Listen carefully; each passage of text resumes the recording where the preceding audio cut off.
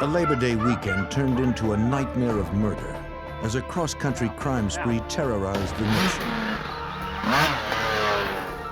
A pair of suspected spree killers traveled through state after state, leaving murder victims in their wake. Working against time, the FBI and local authorities marshaled their resources to stop the killings.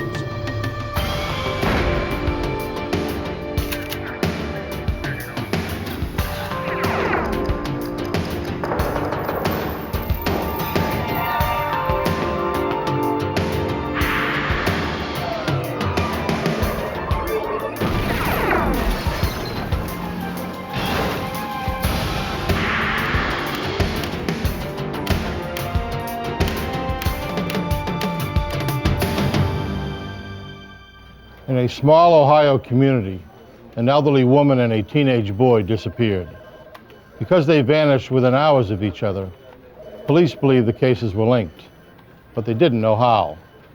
I'm Jim Kallstrom, former head of the FBI's New York office.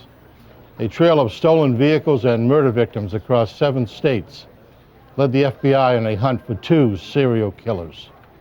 Their only hope of stopping them was to anticipate the killer's next move.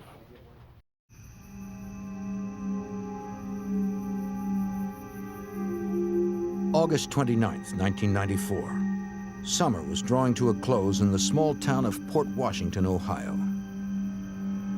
The peaceful farming community was dotted with isolated rural homes.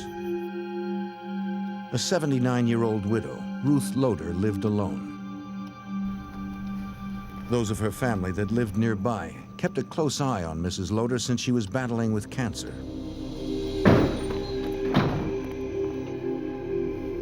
When she heard footsteps in the kitchen, she thought it might be her granddaughter returning to see her before she went to sleep.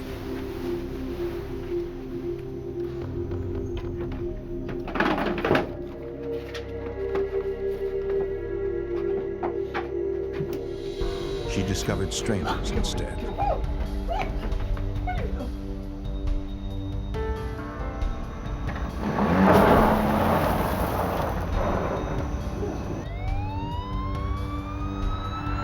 The following morning, the Tuscarawas County Sheriff's Office received an urgent call from Mrs. Loader's sister. As was their routine, Mrs. Loader's sister and son-in-law came to check on the sick woman, but found Mrs. Loader and her car missing. Sheriff Walter Wilson, a detective lieutenant at the time, was the lead investigator. Family members had seen Mrs. Loader the evening prior to the morning of her disappearance. She was fine at that time. They had indicated to us that Mrs. Loader was recovering from cancer surgery, that she definitely needed medication, which was left behind. The family was worried since Mrs. Loader was so weak. She would become very ill if she was without her medication for long. Marks on the back door and damage to the door frame indicated it had been kicked in. The forced entry told the sheriff that the frail woman had not left of her own free will. Mrs. Loader's purse was left behind, but her cash was missing, along with the keys to her red Buick. Sheriff Wilson immediately issued an all-points bulletin for the widow and her car. Sheriff's Department. He knew that they'd have the best chance of finding her alive if they acted quickly. We felt very early on that Mrs. Loader obviously had been kidnapped. We immediately began a massive search for Mrs. Loader and her car. Then that involved all of the area law enforcement agencies. It involved numerous fire department personnel. Citizens from the area came out in droves and helped with the search for Mrs. Loader. And I need you two to work rush. We're going to try to stay in this general area. Concerned over her fate, the community was united in its pursuit. The command center was formed in the Port Washington Fire Station, where authorities worked with volunteers to plan the urgent search for the ailing woman. If she didn't have her medicine soon, her condition could become critical. They had to find the grandmother before it was too late. Mrs. Loader was pretty well known in that area. It's a very good family. They're very highly thought of, and everyone was very concerned for her and felt obligated and really sincerely wanted to try to find her to help her. Mounted reserve units geared up to comb rougher terrain on horseback. Local police and neighbors searched fields and woods for any trace of her or the missing car. Sheriff's deputies from a neighboring county brought in canine units hoping to pick up a scent. The Ohio State Highway Patrol ordered their aircraft to scan roads from above. The extensive search turned up no trace of Mrs. Loader or her car. Special collections were taken at restaurants and grocery stores to help pay for additional personnel. Deputies alerted the media while family members posted flyers in neighboring towns, hoping to get the word out beyond the local community. Okay, thanks. These gentlemen will help you. Hi. That afternoon, a woman who knew Mrs. Loader called the sheriff's office with information and came in for an interview. Appreciate you coming in. You know, I heard about Mrs. Loader's disappearance. She told investigators that she'd seen Mrs. Loader's red Buick in town at about 11 p.m. the previous evening. She thought it was strange that the ailing woman would be driving that late. Though the light was dim, she could see that a young man was driving the car. It just kind of went Bushy and thrown back. Not too bushy, about an inch. The witness tried her best to help a police artist construct a composite sketch from what she could remember of the brief encounter. Is that him?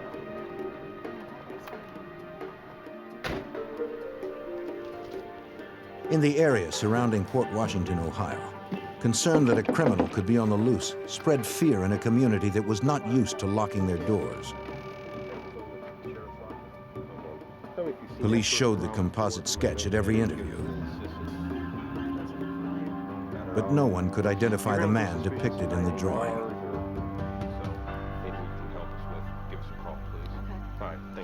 The day ended with no new leads.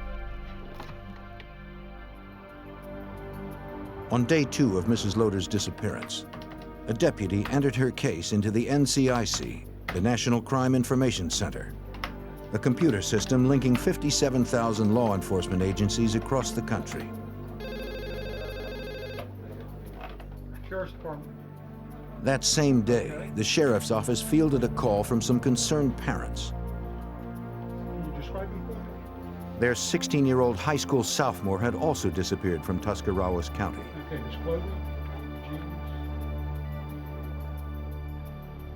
In nearby Newcomerstown, 3 miles from the Any house where Mrs. scars, Loader tattoos, disappeared, body marks? a worried father and stepmother told a sheriff's deputy their son was missing.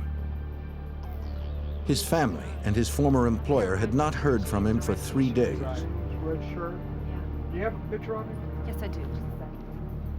One other thing too, officer. A .22 caliber handgun was also missing from the house. Is it silver? The parents gave authorities a photograph of the missing boy, Eric Elliott. It seemed kind of ironic at the time that we would have Mrs. Loader missing and that we would also have a juvenile reported missing within that short distance. Ohio investigators wondered if there was any connection between the 2 disappearances from the same county. Just 36 hours after Mrs. Loader's abduction, Sheriff Wilson received another call. Hello. 650 miles west in Fulton, Missouri, police found a red Buick stuck in a farmer's muddy field. When they ran its Ohio plates through the NCIC, they discovered it was Mrs. Loader's stolen car. The farmer had not seen who had abandoned it. The car's keys were missing, but the doors were unlocked.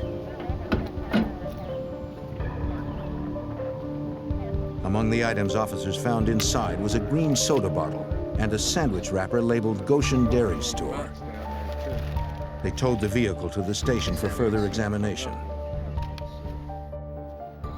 Lieutenant Timothy Daimler from the Callaway County Sheriff's Office in Fulton, Missouri, was assigned to lead the investigation. His department's first task was to check the car's locked trunk. Thank you.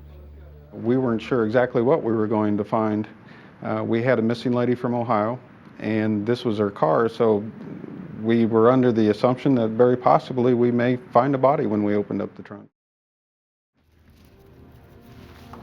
Investigators needed to open it without damaging evidence or injuring the woman if she was unconscious inside. An auxiliary deputy who was a locksmith was called in.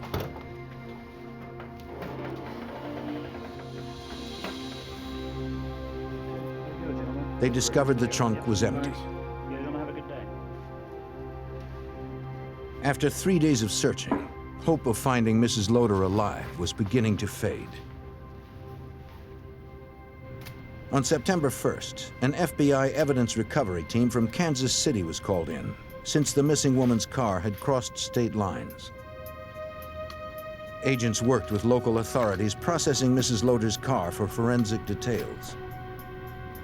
They gathered several sets of prints and hairs. In Ohio, the foreign prints were entered into an automated fingerprint system, but no matches were found. Sheriff Wilson prepared to travel to Missouri. On a hunch, he took along a photo of the missing teenager, Eric Elliott. At the time, it was nothing concrete as far as connecting Mrs. Loader's disappearance and Mr. Elliott's report of his son missing. However, I felt that since we're going to Callaway County, you know, it would make sense to maybe obtain a photograph of the missing juvenile and take with us. Mrs. Loader's son-in-law joined the sheriff to help in the investigation. See what we can do. The Missouri official did not recognize the photo, but the Ohio sheriff did recognize the sandwich wrapper found in the car. It was from Goshen Dairy, a store near Mrs. Loader's house. Her son-in-law said the family kept her vehicle clean. Perhaps Eric Elliott, who also lived close to the store, had left the wrapper in the car. They had a photograph of Elliott with them, and we decided to cover Kingdom City, where they would have gotten off the interstate. Ohio and Missouri investigators checked exits along nearby I-70, a major east-west route in the region. They hoped someone at the rest stops would be able to confirm that Elliott had been in the area. They spoke to dozens of employees and travelers. Late in the afternoon, their efforts finally paid off. You haven't seen him since then? No, I haven't. They found one person who remembered seeing the teenager the day before. Unfortunately, authorities found no one who remembered seeing Mrs. Loader or her car. For the first time, investigators considered 16-year-old Eric Elliott as a suspect in her abduction.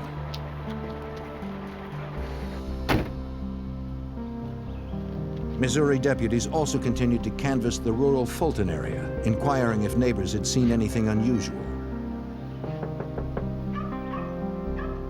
At the house closest to the field where Mrs. Loader's car was found, an officer knocked on the door of an elderly couple, William and Flossie Brewer. He heard their dog, but the couple appeared to be out. Since their car was not parked outside, the deputy continued on. Authorities checked dozens of homes, but found no one close by who had seen Eric Elliott or Mrs. Loader. I was on my way home. After finishing that up, I received a page from the communications center that they wanted me to call them immediately. They told me that they had found two bodies at a farmhouse out on County Road 147. It was the home of William and Flossie Brewer, the house closest to the field where Mrs. Loader's car was found earlier that day. Authorities believe the two crimes were likely connected. 3 days after Mrs. Loader's disappearance, sheriff's detectives found the bodies of 86-year-old William Brewer and his 76-year-old wife Flossie in the basement of their home. Each had multiple gunshot wounds. They were slumped over. They were near the door. She had her hands tied behind her back, with what appeared to be a telephone cord, and he was on her right, slumped over also, and his cane was standing there right beside him. The detective also found the couple's dog faithfully guarding their lifeless bodies. An autopsy later determined that both Mr. and Mrs. Brewer had each been shot 3 times in the head with a .22, the same caliber weapon missing from Eric Elliott's home. The 16-year-old suspected in the disappearance of Mrs. Loader now became a suspect in the double homicide. There was no indication that the suspect had spent any length of time in the house before this occurred. So from the evidence, it pointed us that it had happened relatively quickly. Investigators found no signs of forced entry. In the basement, the door to the outside was covered with cobwebs, indicating it had not been opened. It was yesterday. Now, Investigators spoke with the Brewer's son. He said the couple's Oldsmobile was missing, along with several rifles. Missing from around the house. All were entered into the NCIC. Yeah, the gun's missing and the car. The son added that his mother's bedspread was also missing. Technicians worked the scene until 5 a.m. Any items in the house? On the floor near the front entrance, investigators found 2 distinct sets of footprints foreign to the house. Did they keep a key for this? Typically? One appeared to be a tennis shoe, the other a hiking boot. Investigators suspected the double homicide was likely connected to Mrs. Loader's disappearance. No, just... What they didn't know was if 16-year-old Eric Elliott and a companion had become spree killers. By September 2nd, 1994, 4.5 days had passed since the ailing Ruth Loader was forced from her Ohio home without her medication. She was missing and presumed dead since her stolen car was found abandoned in Missouri, 150 yards from where police discovered a slain elderly couple. Authorities suspected an Ohio teenager named Eric Elliott and at least one companion were responsible for the crimes. But they had no direct evidence.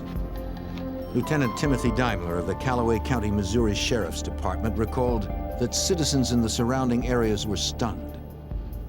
These are people that live in the rural community. They're used to leaving their doors unlocked. They do know everybody.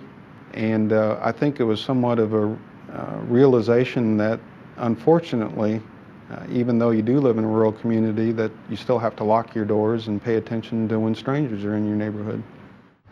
With 2 confirmed homicides and a likely third in as many days, local authorities turned to the FBI for help.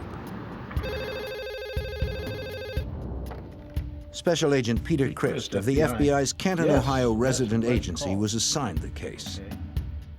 To catch up with the suspected spree killer and his companion, they needed an idea of where Eric Elliott might be heading. So we were trying to get as much background information as we could. We were looking for relatives, uncles, aunts, cousins, friends. We were convinced that they were heading across the country, and we just needed to know everybody that there was a possibility that they would stop and visit, to either visit to say hello or get any kind of financial or moral support. Can I call you TJ? Yeah. You seem like a nice enough. Agents asked one of Eric Elliott's friends to come in for questioning. The friend told them that Elliott had recently become very close to a young ex-convict named Lewis Gilbert. He said that Gilbert and Elliott had spent a lot of time together over the past few weeks. Both had been complaining about how boring life was in the small town and that there was no reason for them to stay. Gilbert was estranged from his wife and son, and Elliott wished to visit his birth mother in California. I just got out of jail. Hello? The friend added that the pair mentioned they wanted to do something that would make them go down in history and planned to start by stealing a car. They mentioned that. We were drinking and got the talk. The last time he saw them was 5 days ago, when Gilbert and Elliott were walking along railroad tracks behind Mrs. Loader's house. Acting kind of strange, out of the ordinary. Because Elliott was a troubled teen, Agent Christ believed that he probably looked up to 22-year-old Lewis Gilbert, since Gilbert appeared to do as he pleased. It could have been. At the point when Gilbert befriended Elliott, he had been released from jail 2 weeks prior to that. Had a criminal history, had a history of getting in trouble. And at that point, we sort of felt that maybe Mr. Elliott was in awe or enamored with Mr. Gilbert because he did have that kind of criminal history background. Investigators dug deeper into Louis Gilbert's past. The 22-year-old had served time for stealing a boat and breaking and entering. He had also been convicted of physically abusing his 3-month-old son. Though agents still lacked concrete evidence that Gilbert and Elliott were traveling together, they needed to find them as soon as possible to prevent any more killing. Our biggest concern at this point is that we suspected these two of Mrs. Loader's disappearance. They were strong suspects in the killings and the double homicide in Missouri, and we were very concerned that this kind of activity would continue all the way across the country. Sheriff Wilson's first step was to see if anyone had seen Gilbert with Elliott at the Goshen Dairy store, close to Mrs. Loader's Ohio home. Missouri investigators had found a sandwich wrapper from the store in Mrs. Loader's abandoned vehicle. Does this look familiar to you? Yeah, one of our wrappers to our sandwich. The clerk identified the wrapper. Did you sell her at this store? She also remembered selling the sandwich and some soda to Gilbert and Elliott just after Mrs. Loader disappeared. Yes. Authorities now had confirmation the young men were traveling together. Thank you. But 5 days had already passed since the spree killers had begun their cross-country rampage. The FBI quickly secured arrest warrants for kidnapping and burglary in the Ruth Loader disappearance. Though agents believed the pair was also responsible for the double homicide in Missouri, Yeah, this is pretty crazy. authorities still lacked evidence to formally charge them with those That's crimes. the way he wants things. Agents weren't about to wait for someone to call in. Anticipating Gilbert and Elliott's westward movement, the FBI visited Gilbert's mother in Tahlequah, Oklahoma on September 3, 1994. The agent warned her that her son and his friend were armed fugitives, suspected of driving a stolen Oldsmobile with Missouri plates. It was possible that the pair would visit her for I help. need to know if you've seen them recently. Oh, they just left this morning. This morning, Yes. I see. The What's the FBI name? had just missed them.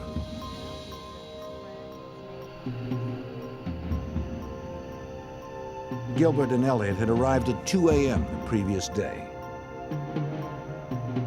Gilbert claimed the Oldsmobile they were driving belonged to a friend. They said they were headed to California. The pair spent the day and left a few hours before the agent arrived. Cooperating with the FBI, she described the clothes the pair was wearing and gave agents addresses of other relatives. Authorities feared that if they didn't catch up with them soon, the spree killers would strike again. That was one of the most frustrating things about this whole investigation. It just appeared that we were always a half a day or a day behind them. And that's probably one of the most frustrating things. We just couldn't get ahead of them. Because Eric Elliott was a minor, investigators needed court permission to distribute his photo. They got the go-ahead 36 hours after the double homicide in Missouri. Lieutenant Daimler added it to the nationwide bulletins for the fugitives. I was scared to see where they were going to end up next and who they were going to kill next. And I wanted to do everything I could to help get those people off the street, because it was apparent to me that they didn't care who they killed. Despite the best efforts of authorities, the urgent hunt for the suspected killers stretched into its 6th day.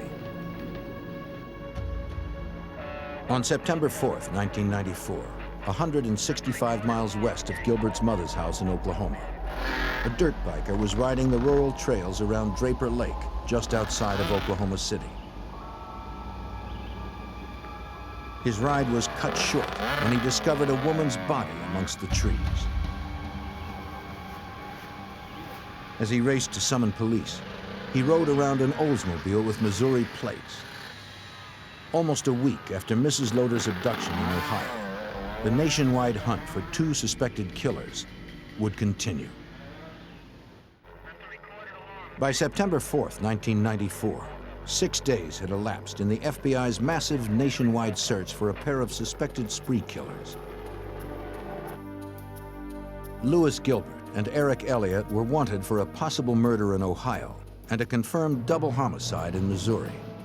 The fugitives were last seen in Oklahoma, heading west.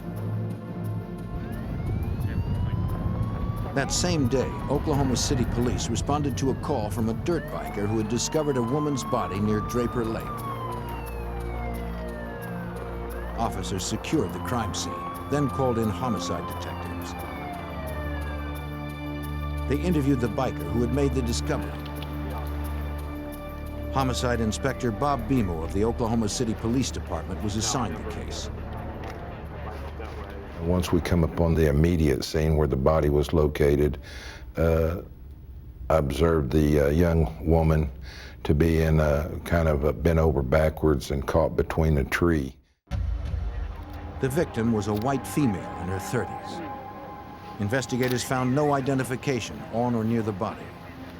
But a manager at a nearby marina later identified her as his missing employee, Roxy Ruddle. As a part of our investigation, another vehicle had been found a short distance away from where the victim had been located. And we didn't know if this was a part of the crime or not, although we did secure the area around this vehicle. When detectives checked the Oldsmobile's Missouri plates with the NCIC, they discovered the car had been reported stolen from the Brewers, the double homicide victims from Missouri. Oklahoma investigators immediately notified authorities back east. To Tuscarawas County Sheriff Walter Wilson in Ohio, it appeared that Gilbert and Elliott had struck again. They had recovered Missouri's stolen vehicle, and they also had another murder victim. It's just another terrible feeling that's really hard to describe, that obviously this tragedy continues. Oklahoma police crime technicians gathered evidence from the vehicle. They recovered several unused .22 caliber bullets. A pawn shop receipt from a local Oklahoma City store was also found. Prints lifted from inside and outside the car matched both Gilbert and Elliott's. Oklahoma medical examiners determined that Ruddle's death had occurred in the last day or two, since there was little decomposition. Death had been inflicted by a .22 caliber weapon. Detectives notified the woman's devastated husband. He informed them that her two-toned pickup truck was also missing.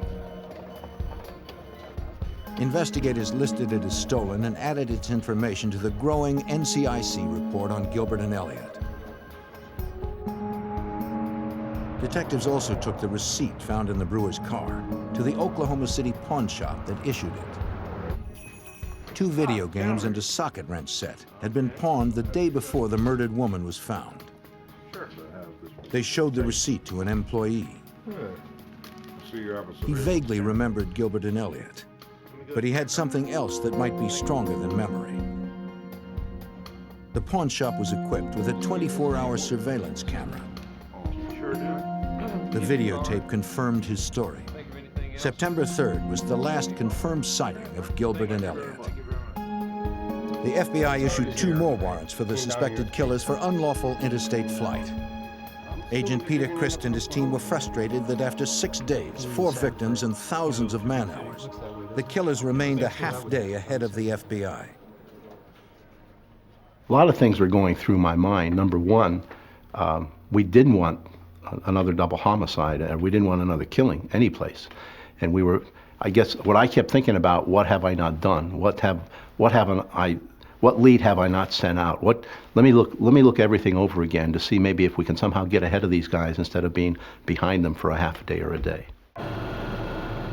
The nationwide hunt for Gilbert and Elliott intensified.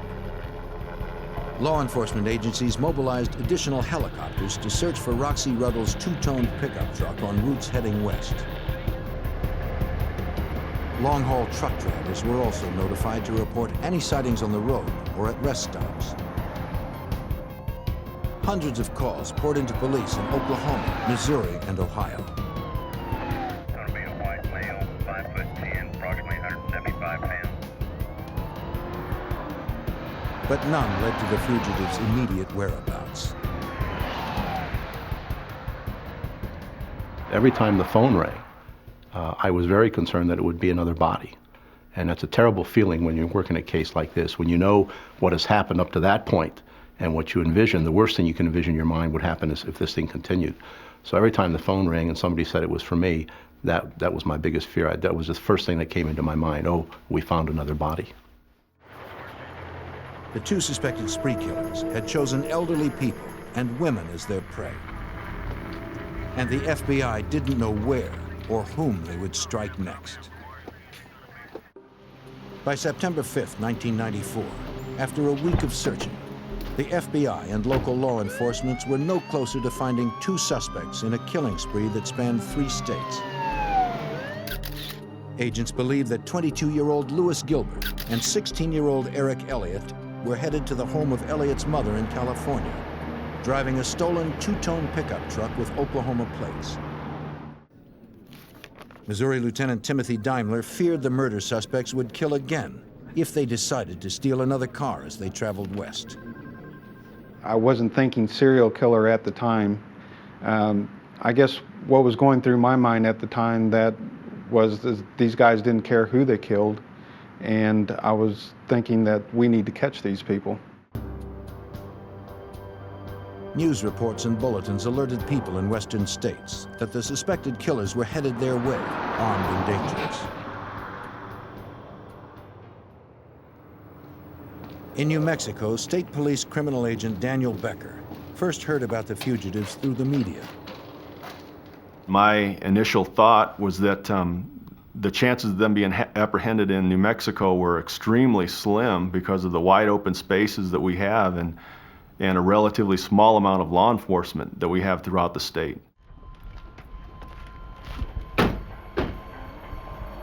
The same day the reports began to hit the news in New Mexico, Gilbert and Elliott stopped at the rural home of an older couple 15 miles south of Santa Fe.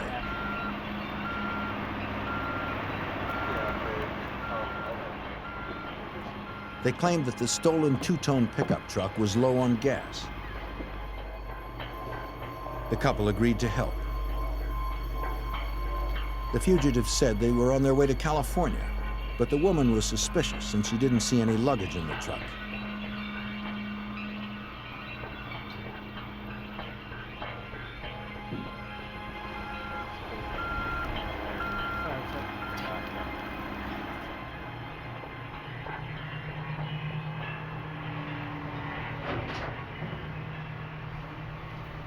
To her, they seemed jumpy and left in a hurry when they heard the noise of nearby construction workers.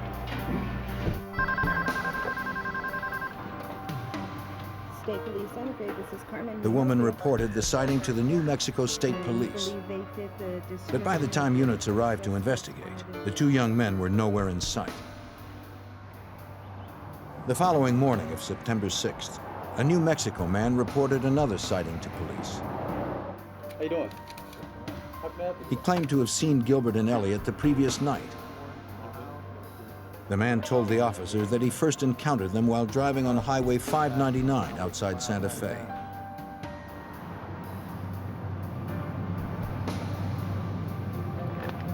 The motorist saw two young hitchhikers and pulled over to pick them up.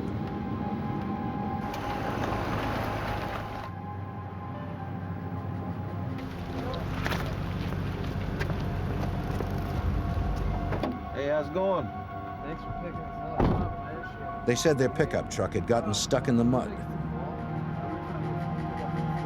He didn't realize who they were until he saw their photos on the news the next morning, describing them as suspected killers. I don't know if they can get a ride to the mall. The witness said he gave the pair a ride to the store where they bought food and gas. Later that night, he saw them again and drove them back to the place they had first met. Hey, y'all drive safe, man. Get your truck out there. It was a desolate part of the highway.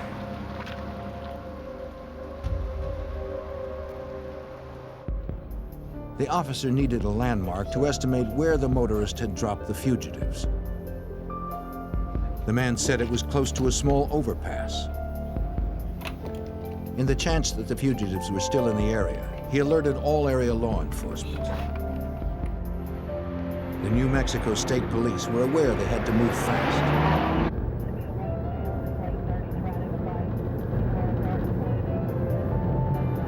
2 units raced to the location to conduct a search for any trace of the suspected murderers. They found the overpass in a remote area. Reports had warned that the Ohio men were armed.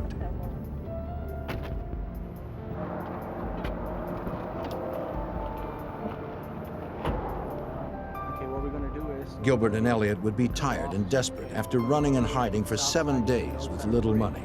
Okay, we're gonna come over that ridge. Officers prepared for the worst. Probably leave constant cover, okay? Once we got him, we'll give you the signal. If the fugitives were still in the area, they had miles of shrubs and hills behind which they could conceal themselves and take aim at anyone approaching. Just wait there.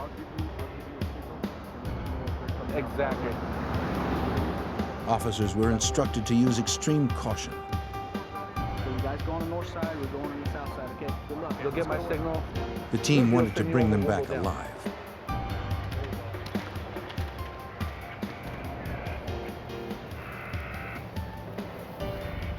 They scanned the dust for footprints, food wrappers, and soda bottles.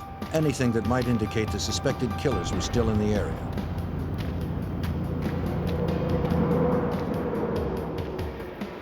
They approached one of 6 culverts underneath the highway.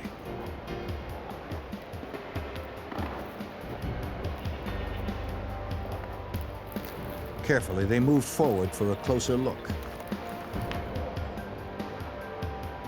One officer spotted 2 men lying on the ground inside, apparently sleeping.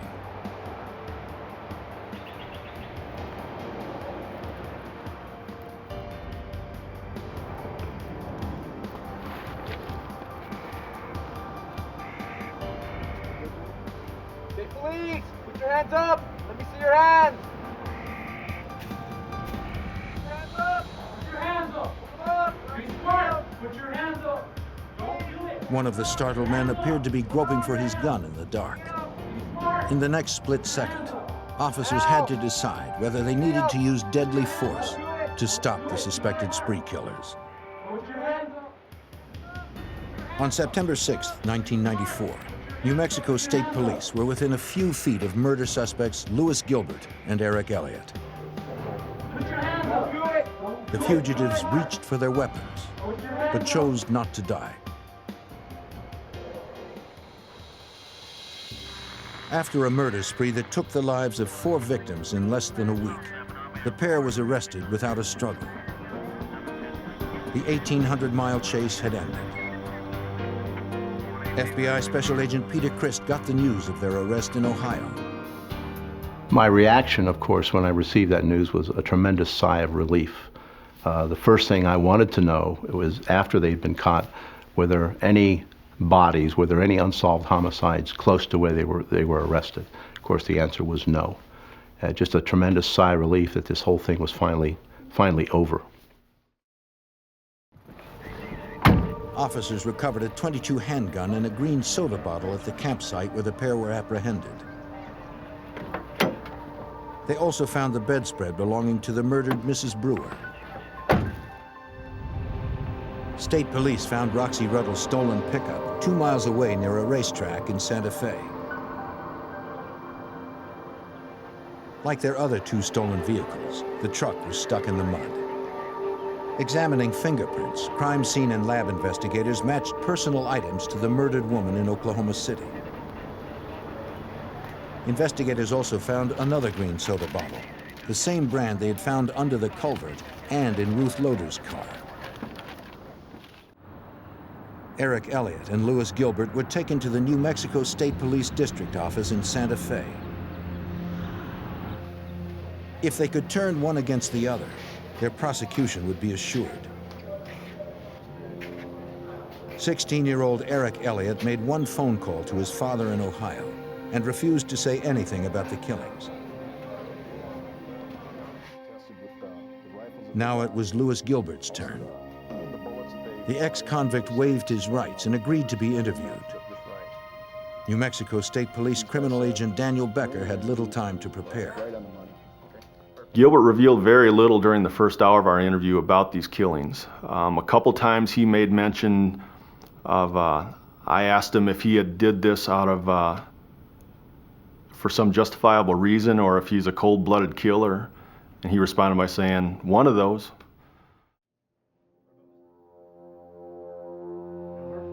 Gilbert claimed that he didn't recall what had happened over the past 5 days. Did you murder him? He refused to say anything about the murders or Mrs. Loader's disappearance.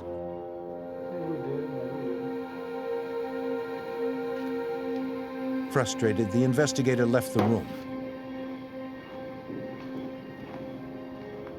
A few moments alone was all Gilbert needed. After we had taken our first break, Gilbert began to open up a little bit more, and he actually made an admission that he had killed between 1 and 5 people. And when I had asked him why he'd killed people, he said for stupid reasons. Gilbert began by recounting the day he met the woman in Oklahoma.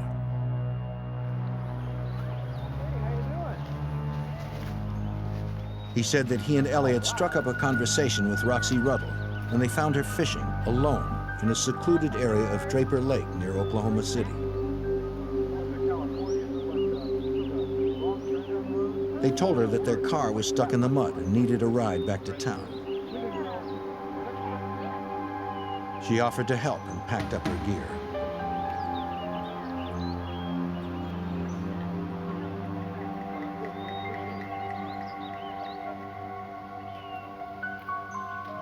Her pickup truck was parked just up the hill.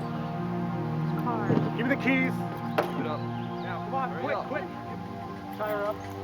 When her back was turned, Gilbert pulled the .22 pistol Elliot had taken from his parents' Ohio home.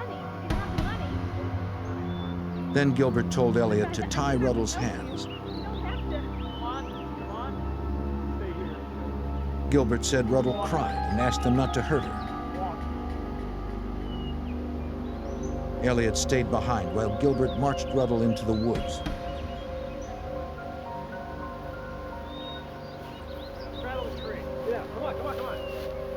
He told her to sit down at the base of a tree.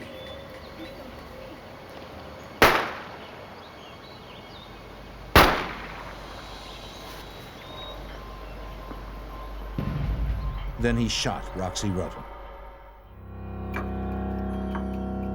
Now that Gilbert had admitted to one murder, the agent pressed him on the others. He asked the confessed killer to describe what had happened in Missouri the day before he got to Oklahoma. Gilbert advised me that they had been traveling through the state of Missouri, and the evening before the murders, they had parked the stolen vehicle that they had obtained in Ohio in what I was led to believe was a field. And they'd slept in the vehicle overnight, and the following morning or afternoon when they were about to leave, they realized the vehicle was stuck. So they needed to get another vehicle. As Missouri investigators believed, Gilbert and Elliot had simply walked to the closest house and saw a car in the driveway. It was the home of Mr. and Mrs. Brewer. Gilbert decided they'd ask to use the phone to call for a tow. Hello, sir. How you doing? Oh, pretty good. We got our car. Thank you so much. Wanting to help, the Brewers let the young men in.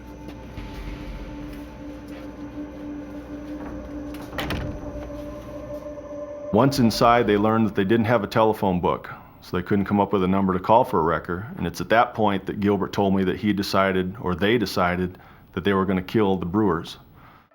Come on, move it. They led the grandfather and grandmother into the basement. Back to me. Keep going.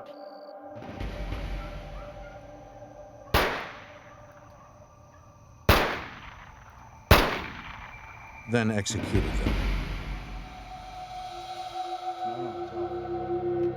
There was one more crime that Gilbert had not discussed.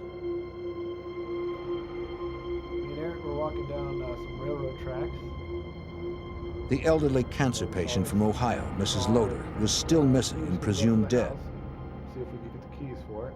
No one knew what had become of her.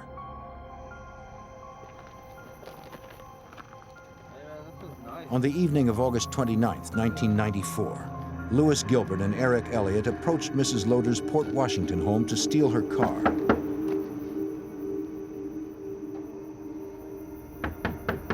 Since no one answered when they knocked, they believed the house was empty. Stick it in. Cheap house, stick it in. So they broke in to search for the car keys. This old lady. After 10 minutes, they still hadn't found the keys. Yelling at us. As they rummaged through the living room, they were startled when Mrs. Loader suddenly appeared.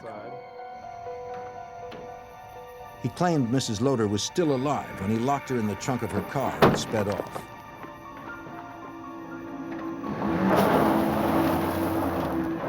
They got about 4 miles outside of town in a wooded area, and they pulled up alongside of a guardrail and parked, got outside. Gilbert told me that he opened the trunk and he picked up Mrs. Loader out of the trunk, and they took her off the road near the guardrail, about 5 feet from the side of the road. Gilbert said he forced Mrs. Loader to walk away from the car. He said he shot her with the same .22 that had killed the others. We drove a little ways and Gilbert had finished his description of the murders. But he hadn't told the agent where they could find the murdered Ohio woman. We knew it was crucial to find Mrs. Loader's body, both as evidence so this murder could be prosecuted, and also just simply as closure for the family so that they could find her and make for proper arrangements for a funeral. Gilbert gave authorities directions to find Mrs. Loader's remains. 50 people from the FBI and 12 different law enforcement and volunteer groups followed Gilbert's directions. They searched for the dead woman in fields and woods and hills for days. But the 79-year-old widow and mother of 4 was never found. Sheriff Walter Wilson continues to work the open case. When you work a murder case, you almost become part of a family, so to speak, because your goal obviously is to solve the crime, to help the victims, the surviving victims, as much as you possibly can. It's something obviously that will never ever be forgotten.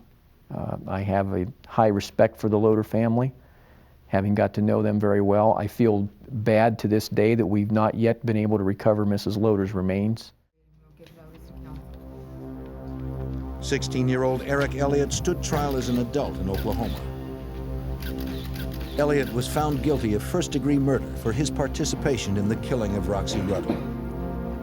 He was sentenced to life without parole. In Missouri, after 57 years of marriage, the Brewers were laid to rest. Unlike the family of Ruth Loader, the Brewer family was able to have some closure for their tragic loss. After being sentenced to death for the murder of Roxy Ruddle in Oklahoma, Lewis Gilbert was extradited to Missouri, where he stood trial for the murders of William and Flossie Brewer. Lewis, where's Ruth? Where's the lady in Ohio? Where's Ruth, Lewis? Give her family a break.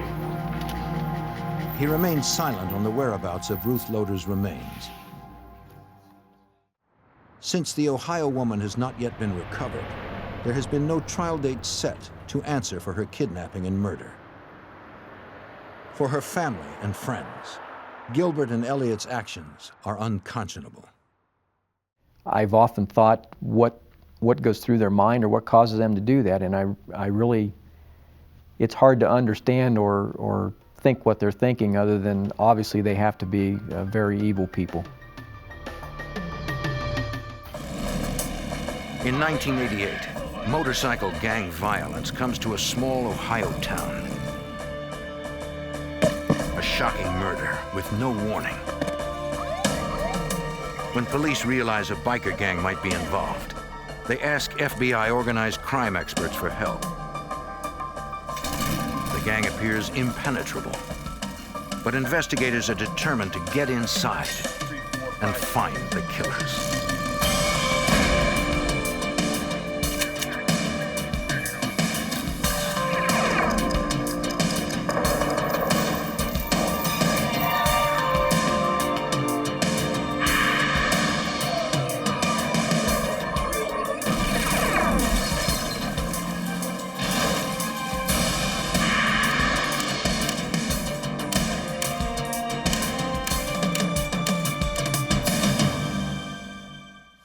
When gangs go to war, they don't care who gets in the way.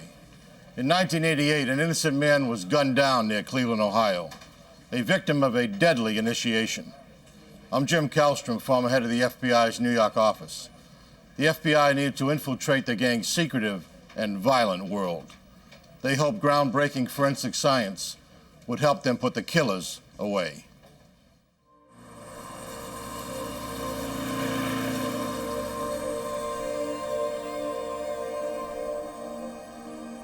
To most riders, motorcycles represent freedom, adventure, and fun. But some bikers come together to form dangerous gangs. As the ranks of these gangs grew in the 1980s, the violent crime attributed to them increased. Like the mafia, their often criminal enterprise drew the attention of FBI organized crime squads, according to Cleveland FBI Special Agent Stuart Schoaf. The motorcycle gang problem throughout the United States was fairly large at that time. We had a large chapter of motorcycle gang members here in Cleveland. The principal biker gang in Cleveland made their money off drug dealing, theft of interstate shipments, and extortion. Like mob families, they protected their interests and their secrets with violence. Whenever multiple gangs developed in an area, tensions between them inevitably grew. Across the country, battles for control of territory were intense. When one gang struck against another, retributions always followed. An escalating cycle of wild aggression. In an incident that reflected how far the gangs would go, one biker gang blew up the clubhouse of a rival gang with a rocket launcher. These gangs would do anything to continue their criminal enterprise. Organized crime squads needed to stop them. Trying to develop information on the major gang in Cleveland, agents tried surveillance, but it wasn't easy. This group knew that they were being watched by us and local law enforcement. When they had a meeting at their clubhouse, they would post a guard out in front of the chapter clubhouse and watch for any suspicious cars in the neighborhood.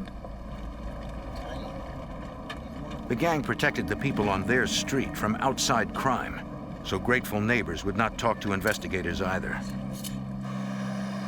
The Cleveland gang might have guarded those in their own neighborhood, but not everyone enjoyed such safety.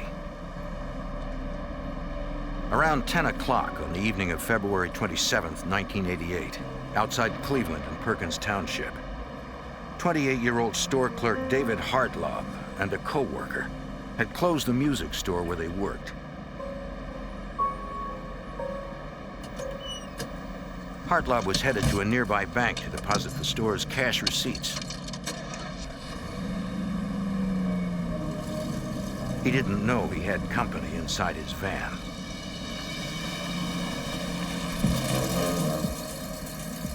Or that he was being tailed. For security, his co-worker always followed him to the bank, which was less than a mile away.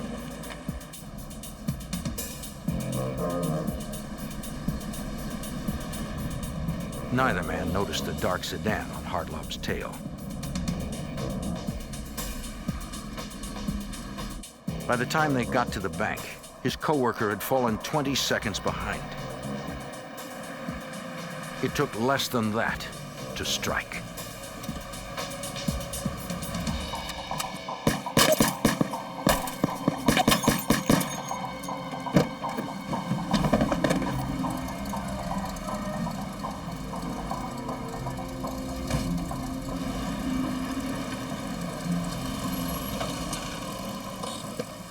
When the co-worker pulled up, he saw the van taking off. He spotted his friend down, but a man with a gun ordered him to leave. Several other customers came to use the ATM and were ordered at gunpoint to stay in their cars.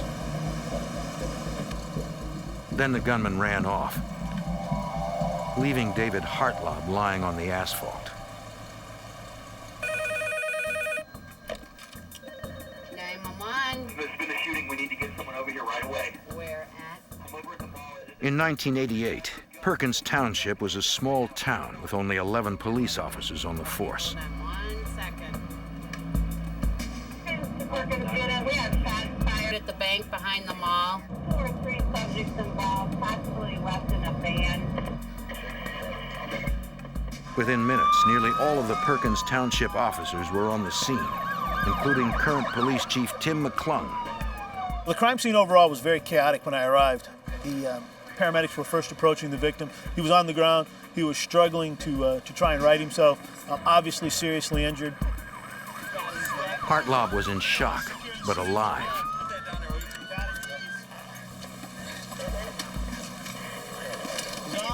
The number of entrance and exit wounds and the enormous blood loss struck the paramedics.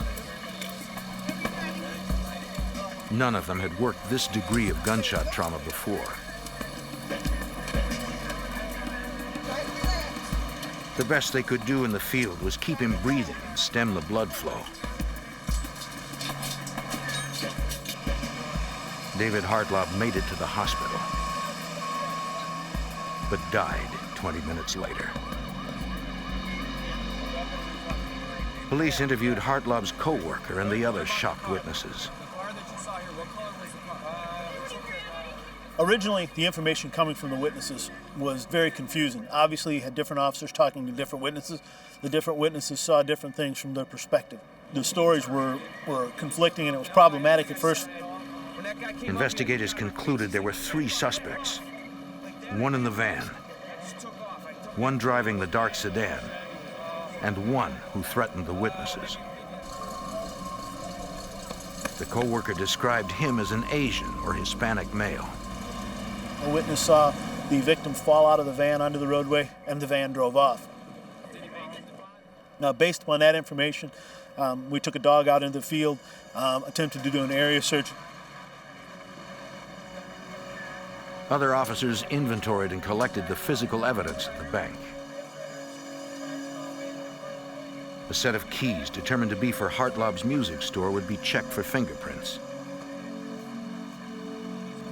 And they would send ejected shell casings to the ballistics lab.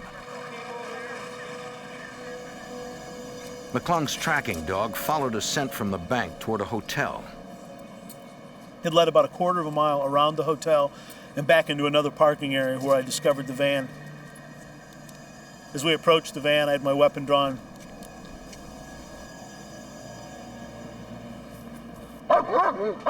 The dog barked its signal for clear, but McClung and the backup officer had to be sure.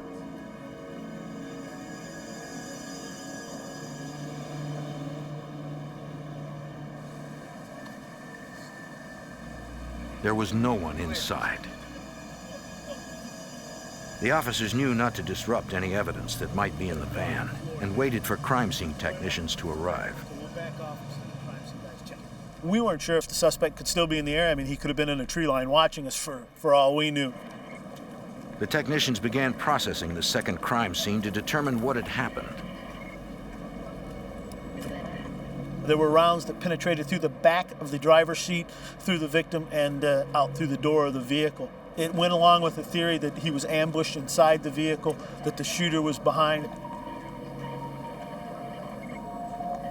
Technicians noted a great deal of blood spatter, mostly on and around the front seat. They collected samples of the blood from each pool for examination at the serology lab.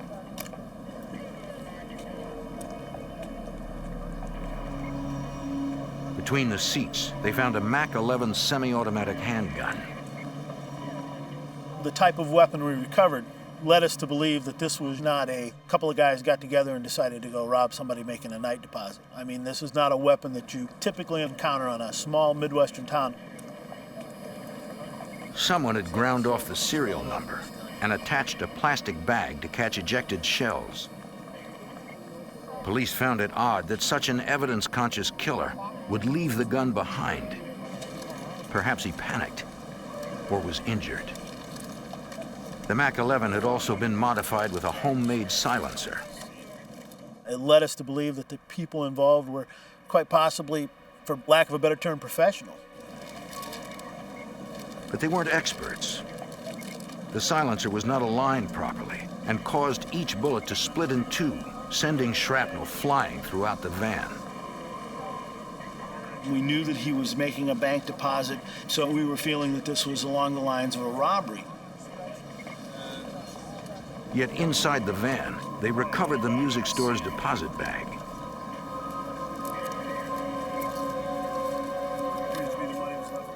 Yeah, it's got some receipts in there. Once the money bag was found inside the vehicle with over $4,000 inside, that theory quickly was cast to the side. The crime scene technicians retrieved multiple bullet fragments and several complete slugs from the van. They determined 13 rounds had been fired,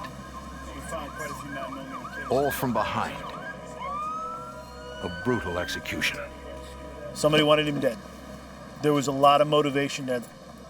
Maybe this was a contract killing. Could have been a murder for hire, but somebody definitely wanted him dead. McClung and another canine handler had their dogs search for the suspect's trail leading away from the van. But neither dog could key on any scent. As a canine handler, it was my job to interpret what the dog was trying to tell us, and I believe that the dog was telling us that the suspect's left in a car. As some officers wrapped up the crime scene, the others fanned out across the township, looking for 3 men in a dark sedan.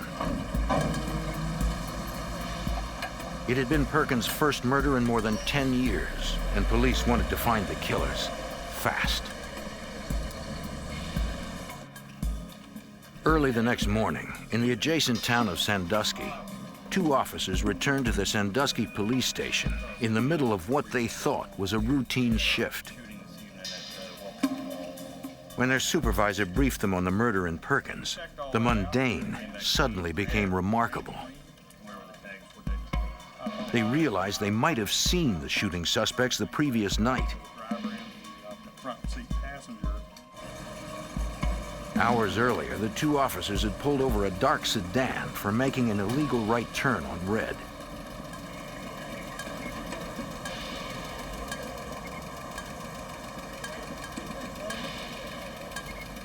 They had identified the driver as Mark Verdi. The front passenger, Stephen Yee, owned the vehicle. Both men lived in Cleveland's suburbs. The officers noticed Yee wore a belt buckle with the Cleveland biker gang's insignia and a hunting knife, though that was not illegal.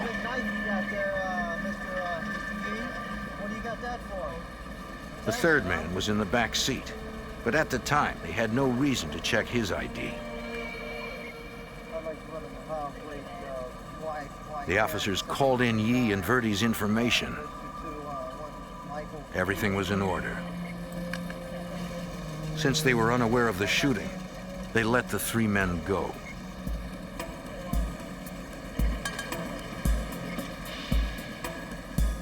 The traffic stop had been at 9:56 p.m., about 5 minutes after the murder, and 3 miles away from the crime scene. The officers said the front passenger, Stephen Yee, and the car closely matched the descriptions given by witnesses at the bank.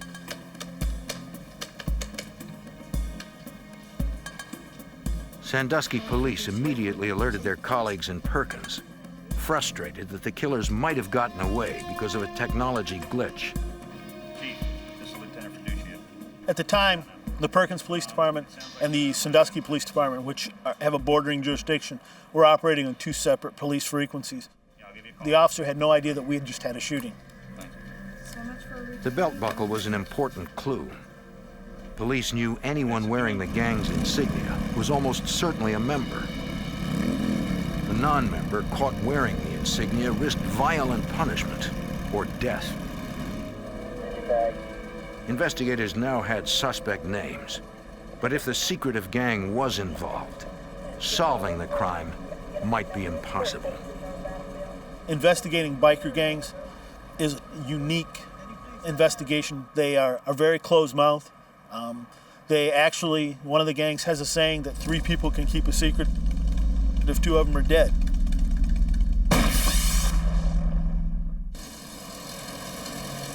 After David Hartlaub was gunned down in Perkins Township, Ohio, police developed 2 suspects whom they believed were connected to a Cleveland biker gang. Aware that federal authorities were investigating this very gang as a suspected organized crime ring, local officers called Special Agent Charles Holloway at the FBI's Sandusky resident agency. Yes. The Perkins Police Department contacted the FBI to see if we were in a position to provide them with any intelligence information on the 2 individuals who had been identified at the time of the traffic stop. Holloway knew the best source of information was Special Agent Stuart Schoaf in Cleveland, who headed the FBI's criminal biker investigation in the area. Schoaf had been trying to build a file on the Cleveland chapter of the gang. Well, it's very difficult to investigate a group like that. We worked a long time trying to get more information about them, develop intelligence information, and put together a case on them that would put these individuals away for a long time. He'd been unable to plant moles inside the secretive gang. But undercover agents had gotten close enough to learn details about its structure. Prospective members, called prospects, wore banners on their jackets listing the city the gang ran in. Full members wore jackets with complete patches they called their colors. The initiation for prospects to earn their colors had its price. The initiation has to do with some type of violent act towards either a rival motorcycle gang member or an individual that has maybe wronged one of the members. The requirement of violence was designed in part to weed out undercover law enforcement trying to infiltrate, since no law officer could commit such a crime. Through their ongoing investigation, FBI agents were able to identify many of those involved with the gang, including the 2 men ID'd in the traffic stop in Sandusky on the night of the Hartlaub murder. Special Agent Schoaf knew the passenger, Stephen Yee, was a full-fledged gang member. And the driver, Mark Verdi, was a prospect. The 3rd man was a mystery, but agents were confident he was linked to the Cleveland gang, too. Hey, last night, Investigators knew about a rival gang that had a clubhouse in Sandusky. The rivalry between the 2 gangs had been escalating and had recently moved up a notch. Agents had heard of an incident in a bar a few months earlier. The rival gangs found themselves in the same place, and each wanted control of the territory. Bikers consider their colors sacred.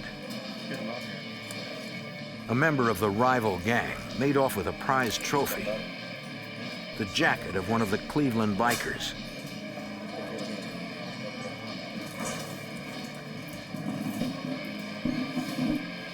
It was a profound insult.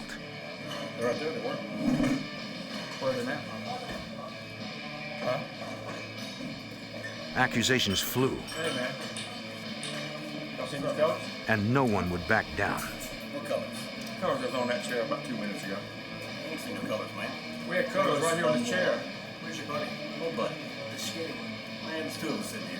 The guy Well, with 2 of us hey, here. man, come on. We ain't gonna put up with that, man. got a gun! Hey, hey! In the brawl, one of the Cleveland bikers was shot. agents had developed a confidential informant associated with the gang. He told them that after the fight, he was at a party where the Cleveland gang talked about the incident. They were looking to retaliate. Shoot at us, and we do nothing. And the prospective members saw a perfect opportunity for their initiation as part of the revenge. All right, gentlemen. Investigators who had begun outlining the two gangs realized that a member of the rival group drove a van exactly like David Hartlob's. They might have gone after that gang member and made a mistake, according to Perkins Police Chief Tim McClung. The victim in the case, Mr. Hartlob, had no criminal record. And there was nothing in his background to suggest that he would have been the victim of a murder for hire. And the similarities between the vehicles led investigators to believe that it was a case of mistaken identity. That he was killed because his van matched the rival gang member's van. Second guess what they were thinking. Soon after the murder, the ranks of the Cleveland gang grew, according to Sandusky FBI Special Agent George Steinbach. We had received information from several sources that a celebration party was conducted at in the Cleveland area to celebrate at least two new members of the biker gang. This would be indicative of them being taken in as full-fledged members as a result of committing a heinous crime. Because of the strong possibility that the gang was involved, Assistant U.S. Attorney Jim Woolley and the Cleveland Area Organized Crime Strike Force came on board. There were things that needed to be done from the lawyering end, including going to judges and seeking search warrants. So as soon as it became apparent that we were looking at possibly a hit by a biker gang, the Organized Crime Strike Force was brought in to work with the FBI and the police departments to help coordinate the investigation. The strike force had a theory as to motive and the names of two of the three suspects, Stephen Yee and Mark Verdi. They needed to identify the third and find the evidence to put the killers away. In Ohio, the FBI believed a Cleveland biker gang was behind a brutal, mistaken identity assassination. They identified two suspects as Stephen Yee and Mark Verdi. The FBI kept them under loose surveillance while they continued the investigation. Special Agent Charles Holloway was trying to identify the third suspect and looked to gang expert Stuart Schoaf for help. Special Agent Schoaf provided us with background information on Yee and Verdi, and he came up with three names of either members or prospects of this motorcycle gang who he felt were most likely to have been the third person in the vehicle.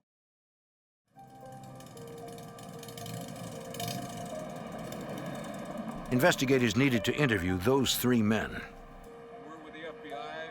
The two bikers they found first had solid alibis for the night of the murder. Non-gang members corroborated their stories, and the two men were eliminated as suspects. Okay, thank you very much. The one on the list they could not find was John Ray Bonds. He matched the description of the man in the back seat during the traffic stop.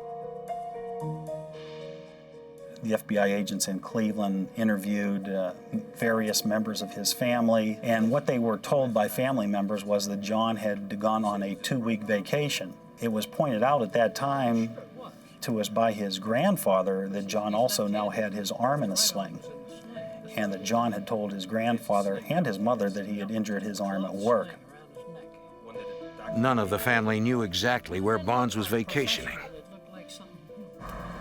While the Cleveland FBI continued the search for Bonds, the nearby Eastlake Police Department turned up important information about suspect Mark Verdi, the driver during the traffic stop. Detective Bob Jackson developed the lead. fraud investigator from a local bank contacted us telling us that, well, I have this fraud case involving Mark Verdi, where he had taken out a loan for several $1,000s, landed up using a $10,000 collateral to get the loan, and then landed up stealing the remainder of the money from a good friend of his. Like most other investigators in the area, Jackson was familiar with the Hartlaub murder.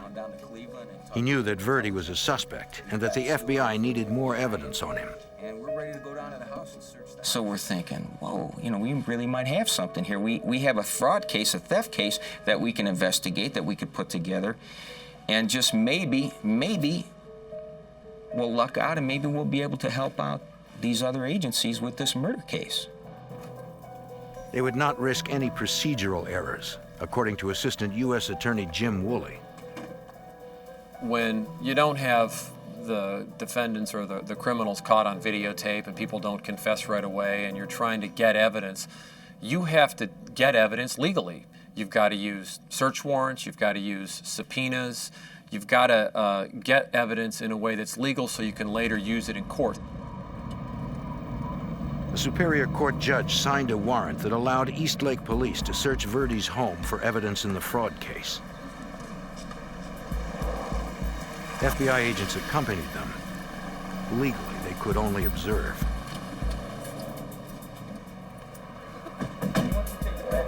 We went there to look for bank documents, and if we saw anything else that we thought might be evidence or have anything to do with this case out in Perkins Township, we would let the FBI know that we saw something that might be pretty interesting.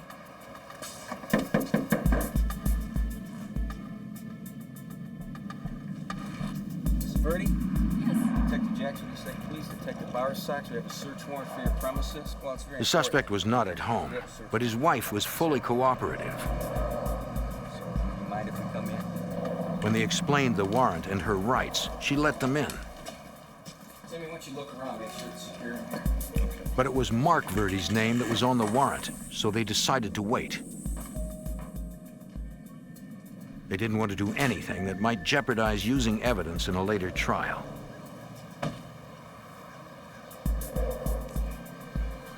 After half an hour, Mark Verdi came home. Yeah, I'm Mark. You're Mark? How you doing, Mark? Mark Verdi? Yes, meet records.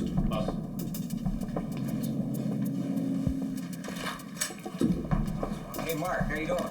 Okay. Mark, come on. You let him in. Mark, we got a search warrant for your residence. We got some federal agents here. We got detectives from Eastlake. Yeah, we got He a search seemed warrant for your unfazed premises. by the police presence. Take a look at it. Remember that theft case? Do you remember? We'll take a look at it. Remember several years ago you took out that loan from the bank for about $7,000? You had a buddy of yours, gave you 10 grand as collateral. You ended up cashing it, forging the other guy's name. You remember that? He learned of the fraud case against him and that with the warrant, they could search his entire house. Ted, Chris, why don't you guys start upstairs? Timmy, why don't you grab Kenny, go down to the basement, start looking around. I'm gonna just shadow the house. Okay, hey, help yourself.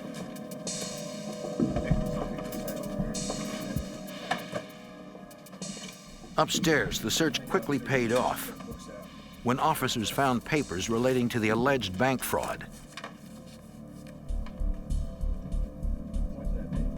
But more importantly, they also discovered several items that might help the FBI with the Hartlaub murder. Ski mask. We found a briefcase, and you open up the briefcase and there's a mask in there, there's gloves, and the grinder was in there. And shavings, metal shavings.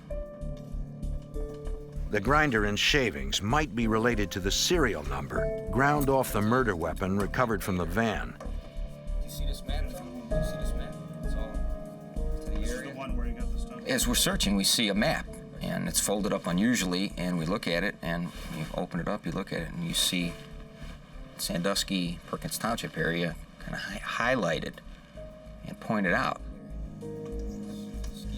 The murder had taken place in Perkins Township, and Verdi was pulled over in neighboring Sandusky.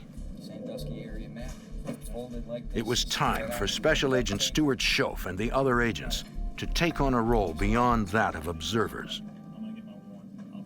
We decided to get a federal search warrant, and we did that, waiting some time at the residence while several agents went back to the office and drafted the affidavit and search warrant. With the federal warrant outlining evidence sought in connection with the murder, agents could conduct an additional search of the Verde home and seize any related items.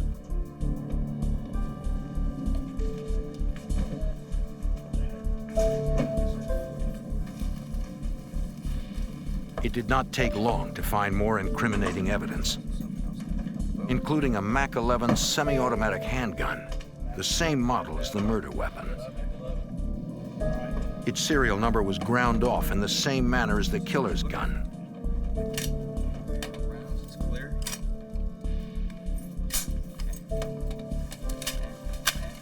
And we also found a pistol in the wood bin.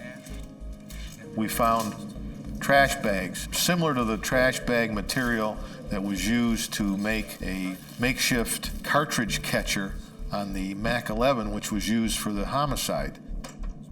With probable cause increasing, agents secured a third warrant to search the vehicle Mark Verde drove on the night of the murder.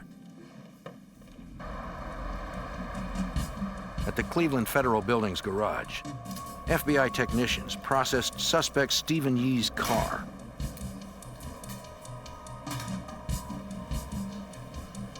Though 2 weeks had passed since the murder, the car did contain evidence for Special Agent Holloway.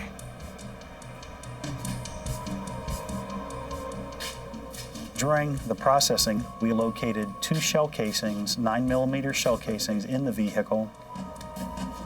The 9mm specification was the right caliber for use in a Mac 11. Agents sent the shells to the FBI's ballistics lab for comparison against the murder weapon. Some hairs? The technicians also recovered hair samples from the back seat of the car. And we found spatters of what was determined to be human blood on the rear of the passenger seat. Liquefying the blood with distilled water, the technicians collected samples. Agents wondered if the blood got there on the night of the shooting. Oh, yeah. Testing would show it was not the same blood type as the victims. Perhaps it was the killer's. Investigators recalled that the bullets had been split by the faulty silencer, possibly injuring the shooter.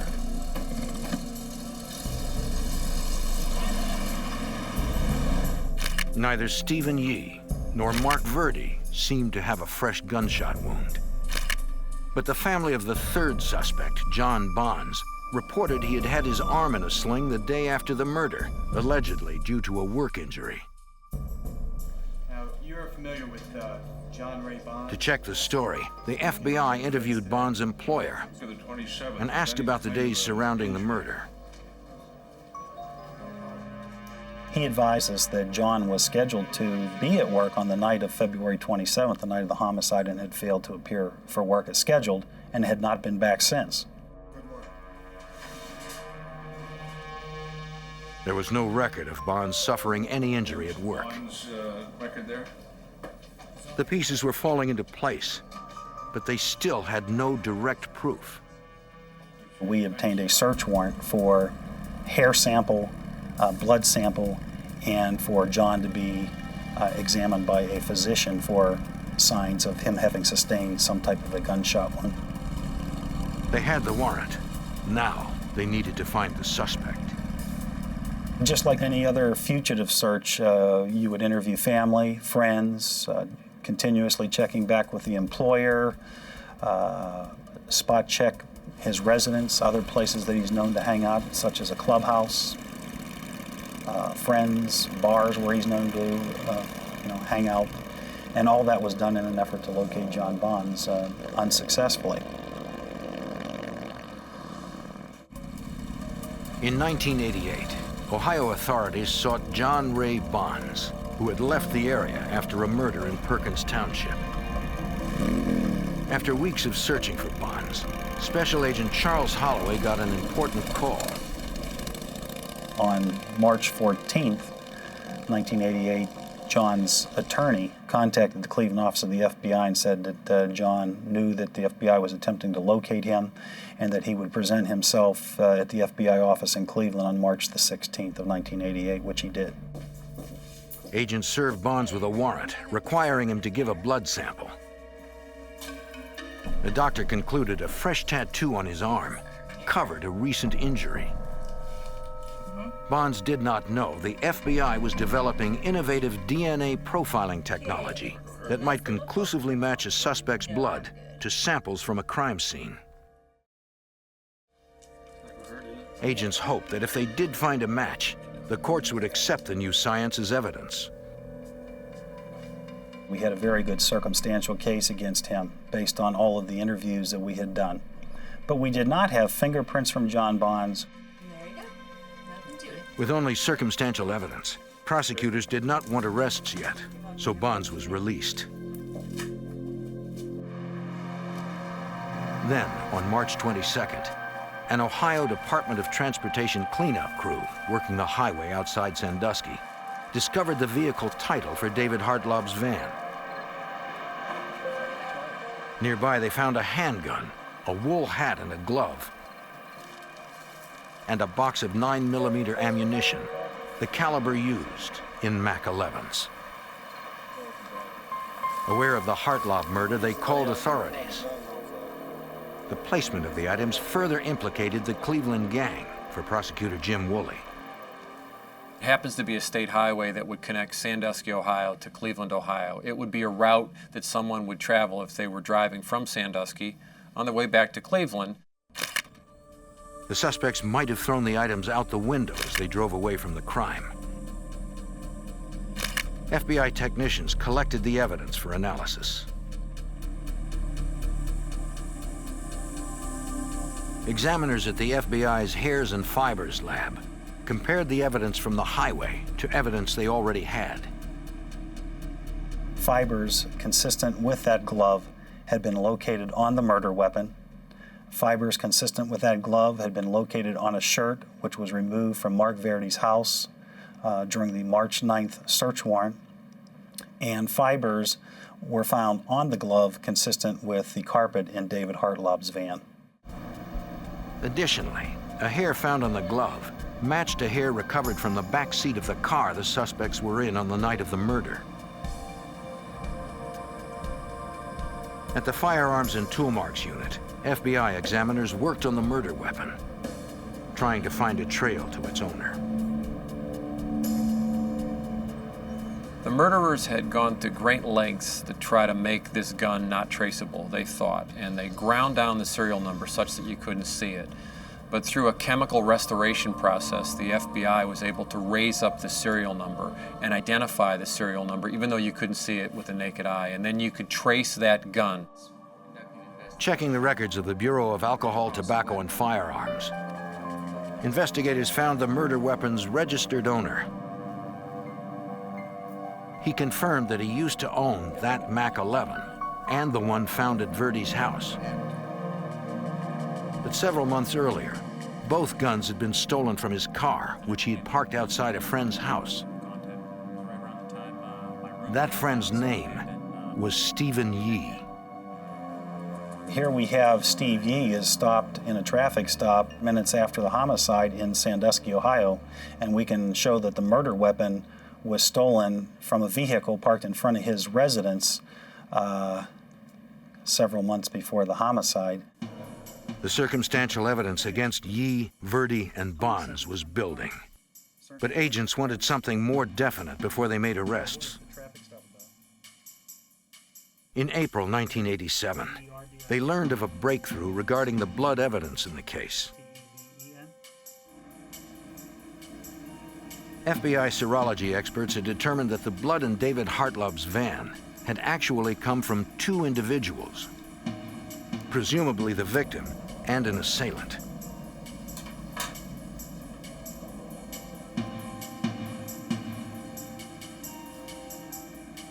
Examiners compared the blood from the victim's van to that from the suspect's car. The lab came back and told us that the blood which had been recovered in Steve Yee's vehicle matched the blood that had been recovered in Hartlob's vehicle. The match was at the blood type level only.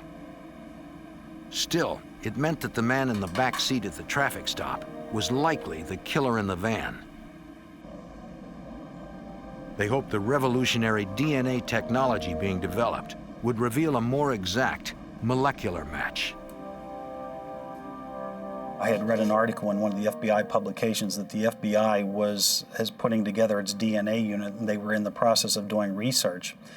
So inasmuch as we had blood in our case, which we felt could possibly be compared with a suspect, I contacted the section chief that was in charge of putting that unit together and spoke to him about the possibility of doing a DNA analysis in this case. At the FBI lab in 1988, examiners like senior scientist Dr. Bruce Bedoli were still testing the groundbreaking forensic science of DNA profiling. DNA is the blueprint for what you are, what I am, for what all living things are. So if we could tap into that blueprint, we could tap into information that help us identify individuals. Examiners were working to establish a scientifically sound way to profile the DNA from a known source, like a suspect's blood, and compare it to the DNA from an unknown source, like the blood left at a crime scene. And we generate a profile of, looks something like a barcode, that then we compare that barcode to another barcode. And the barcodes are in the same kind of pattern. They may have come from the same source. By early 1989, after years of testing quality control, the examiners believed they were ready to use the science in the federal courts. The Hartlob case would be the first one. Examiners profiled the DNA sequence from the blood in the van and from the blood of John Bonds. Comparing the markers of the two sequences, they made a match. Exactly the evidence Assistant U.S. Attorney Jim Woolley needed. The DNA was a critical piece of the puzzle because it provided virtually conclusive evidence that John Ray Bonds, a member of the biker gang, the third man in the back seat of the car with Steve Yee and Mark Verdi, stopped 5 minutes from the homicide, had bled inside the van. March 7th, 1989. More than a year after the murder, it was time to bring in the killers. In the hours before dawn, SWAT teams prepared for a simultaneous takedown of the three suspects. They knew it was safest to catch them while they were still asleep.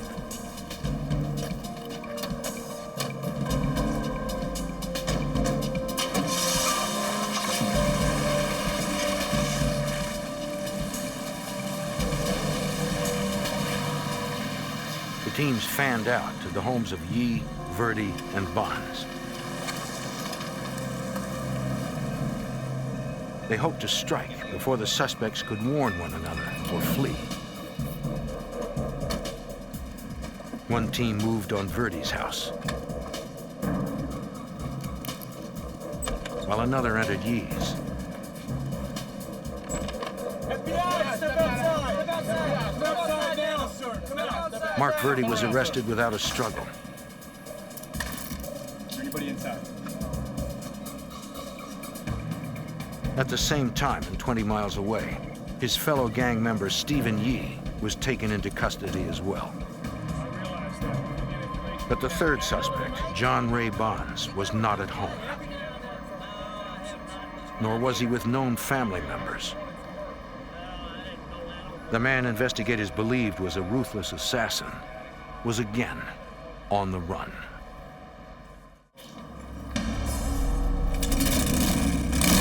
In the summer of 1989, authorities on the trail of fugitive John Ray Bonds had him profiled on a nationally televised crime show. On the program, they described Bonds, his distinctive tattoos, and the places he frequented, hoping someone, somewhere, would recognize the suspected murderer. On the afternoon of November 8, 1989, a patron at a bar in Paducah, Kentucky, spotted Bonds. He remembered the tattoos on the fugitive's hands from the TV show and took a chance.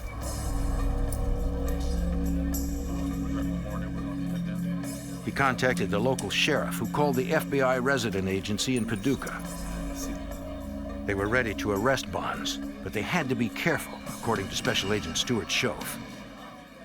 They felt that going into the bar would, there may be some trouble if they entered the bar at that point, because there were a lot of biker types in the bar, and they did not want to have any type of confrontation. They felt it would be much safer to set up some type of roadblock. The FBI, Kentucky State Police, and local officers staged a fake traffic accident on a road leading from the bar to a known biker clubhouse in the area.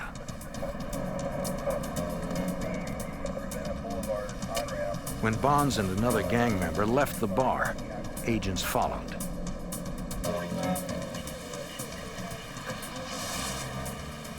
As they hoped, the pair headed toward the clubhouse and got on the blocked road. The trooper waved them forward.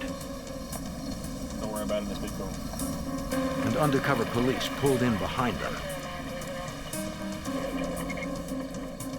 Though he didn't know it, Bonds was surrounded. Get out of the car! Get out of the car right now! Out of the car! Hands off, run the car!